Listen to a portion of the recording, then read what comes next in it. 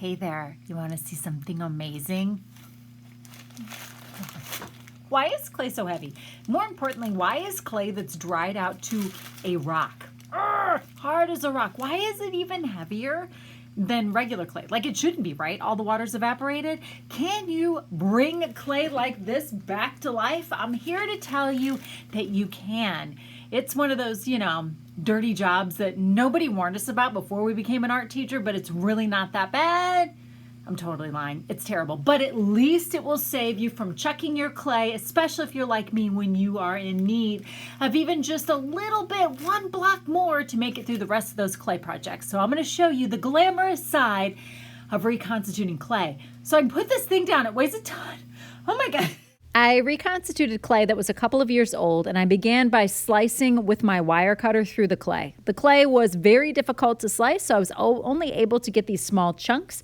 Threw them into a bag, soaked the bag in water, just added water to it, about a cup worth, I'd say, and let it set overnight before re-wedging, which I'll share that process in a moment. Another thing you could do is take your clay and take the back of a paintbrush and poke some holes into the clay.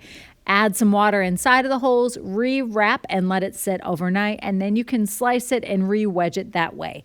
Wedging clay is not difficult to do. It's a little bit of a messy job, but it's definitely something you should watch a couple of YouTube videos on how to do, since I'm not really great about sharing it in this video, I noticed, and my apologies.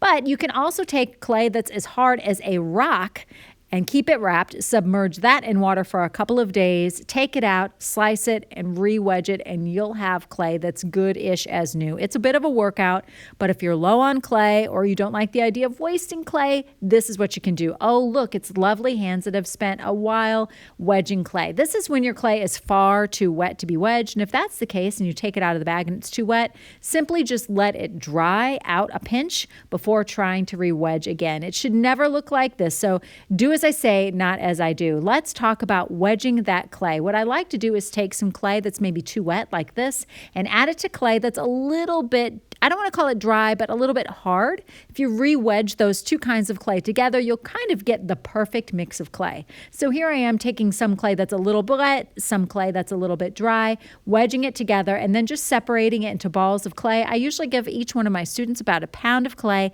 That's about the size of an orange, so you'll see me kind of separating it into those pieces, and I keep it in bags so that I have one bag per class every time they come. It's not fun to reconstitute clay, but you can do it. It's a glamorous job, but somebody's got to do it. Have fun.